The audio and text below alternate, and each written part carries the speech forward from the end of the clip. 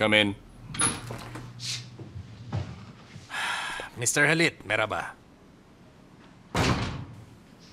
Meraba? Anong ginagawa mo dito? Nahanap ko kung saan ka nagtatrabaho. May nangyari ba sa mama mo? Hindi, wala. Okay lang si Mama. Mabuti na lang. Hindi madali yung nasagasaan siya ng kotse.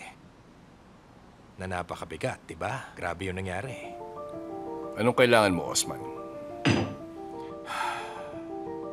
Binabawi ko na ang deal nating dalawa, Mr. Halit. Bakit? Mahal ko ang mama ko. At nasaktan siya ng sobra. Kasalanan yun na nakabangga sa kanya. Wala pa siyang lisensya. Hindi naman tama yun.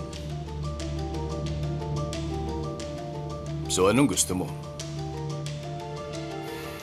Ngayon, gusto kong baguhin ang napag-usapan nating presyo kahapon.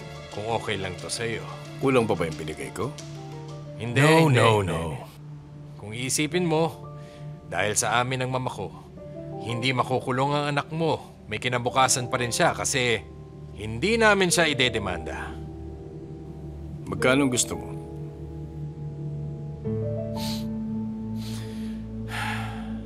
$5 million. Baliw ka, Mang Osman? May hindi ka ba?